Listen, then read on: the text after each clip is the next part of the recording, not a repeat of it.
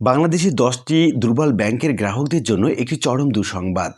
আপনারা স্ক্রিনে দেখতে পাচ্ছেন ঢাকা পোস্ট নামক একটি পত্রিকার সংবাদ প্রতিবেদন। প্রতিবেদনের শিরোনামে বলা হচ্ছে, শেয়ার বাজারে জেড ক্যাটাগরিতে নামলো আরও ১০টি ব্যাংক। আপনারা ইতিমধ্যে অবগত আছেন যে ব্যাংকগুলোর অবস্থা কেমন তা বিভিন্ন ক্যাটাগরিতে শ্রেণীকরণ করা হয়। অর্থাৎ যে ব্যাংকগুলোর অবস্থা সবচেয়ে ভালো সেগুলোকে এ ক্যাটাগরি এবং সবচেয়ে খারাপ যে অবস্থা বিরাজ করে যে ব্যাংকগুলোতে সেগুলোকে জেড ক্যাটাগরিতে ভাগ করা হয়। এভাবে এ থেকে জেড পর্যন্ত বিভিন্ন ক্যাটাগরিতে ভাগ করা হয়ে থাকে বিভিন্ন ব্যাংকগুলোকে। অর্থাৎ এই ১০টি ব্যাংকের অবস্থা এতটাই খারাপ যে তাদেরকে জেড ক্যাটাগরিতে ভাগ করা হয়েছে। এর মূল কারণ হচ্ছে এই ব্যাংকগুলো হয় গ্রাহকদের মুনাফা দিতে পারেনি, অথবা তারা তারল্য সহায়তা দিতে পারেনি, সেই সঙ্গে গ্রাহকদের চাহিদা মতো তারা টাকা দিতে পারছে না। তো কোন কোন ব্যাংকগুলো মূলত এই অবস্থানে রয়েছে, অর্থাৎ জেড ক্যাটাগরিতে কোন কোন ব্যাংকগুলো রয়েছে সেই সম্পর্কে আজকে আমরা বিস্তারিত আলোচনা করব। আর কোন ব্যাংকগুলো মূলত এই ক্যাটাগরিতে আছে এটা আপনার জানা খুবই দরকার, কেননা এই 10টি ব্যাংক এতটাই দুর্বল হয়ে আছে যে তাদেরকে জেড ক্যাটাগরিতে অন্তর্ভুক্ত করা হয়েছে। তাহলে শুরু করা যাক।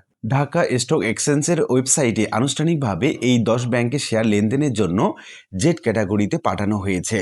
ব্যাংকগুলো হলো AB Bank PLC, Al Arafa Islami Bank PLC, IFIC Bank PLC, Mercantile Bank PLC, NRB Bank PLC, NRBC Bank PLC, One Bank PLC, Premier Bank PLC, Rupali Bank PLC এবং United Commercial Bank PLC. DSE জানিয়েছে, পরপর 2 বছর বিনিয়োগকারীদের কোনো লভ্যাংশ দিতে ব্যর্থ হওয়ায় ব্যাংকগুলোর বিরুদ্ধে এই জেড ক্যাটাগরির সিদ্ধান্ত নেওয়া হয়েছে।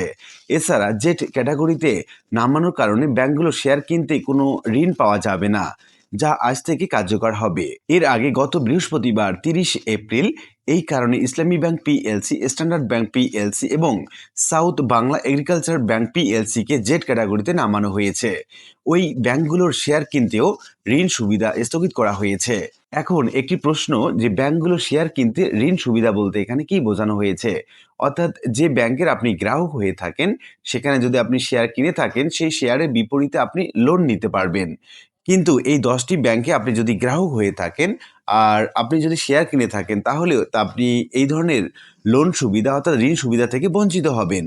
তো আমরা উল্লিখিত আলোচনা থেকে এটুকুই বলতে পারি যে 10টি ব্যাংকের অবস্থা খুবই শোচনীয় হবার কারণে এই ব্যাংকগুলোকে জেড ক্যাটাগরিতে অন্তর্ভুক্ত করা হয়েছে। তারা গ্রাহককে একদিকে যেমন লভ্যাংশ দিতে পারছে না, অন্যদিকে গ্রাহকদের চাহিদা মতো তারা সার্ভিস দিতে পারতেছে না। আশা করি বিষয়টি বুঝতে পেরেছেন।